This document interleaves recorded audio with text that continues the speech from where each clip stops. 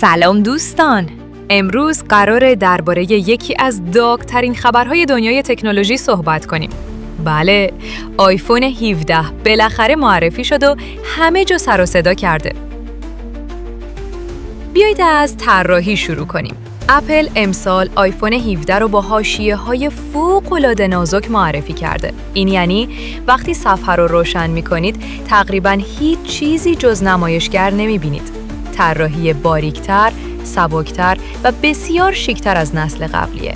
و رنگ‌ها؟ اپل امسال رنگ‌های جدیدی مثل تایتانیوم بلو و سانست گلد رو اضافه کرده که واقعاً چشما رو خیره می‌کنه.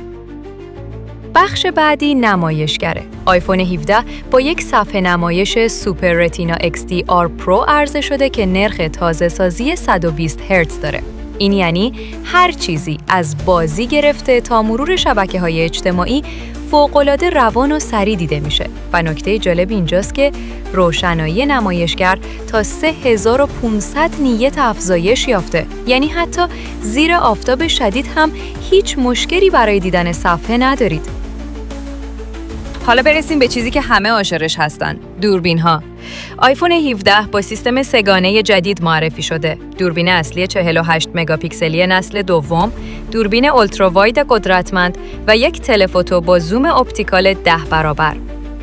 فیلمبرداری در حالت 8K و قابلیت سینماتیک ویژن باعث میشه ویدیوها مثل فیلم‌های هالیوودی به نظر برسند. در قلب آیفون 17 چیپست A19 بایونیک قرار گرفته.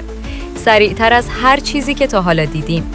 این چیپست نه تنها قدرت پردازش گرافیکی فوق‌العاده داره، بلکه برای هوش مصنوعی هم بهینه‌سازی شده.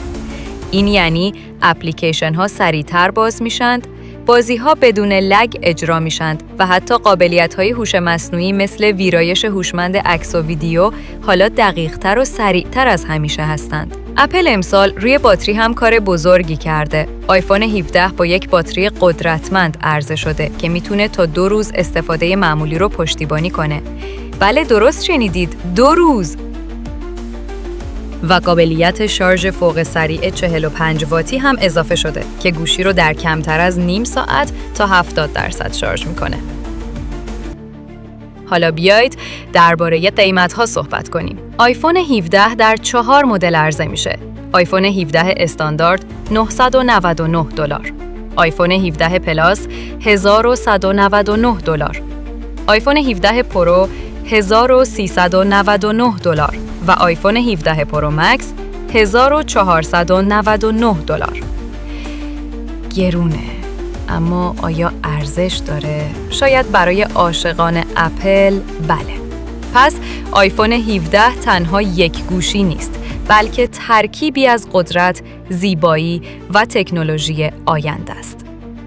حالا نوبت شماست. نظر شما درباره آیفون 17 چیست؟ آیا این گوشی رو می‌خرید یا فکر می‌کنید فقط یک تبلیغ دیگر از اپل است؟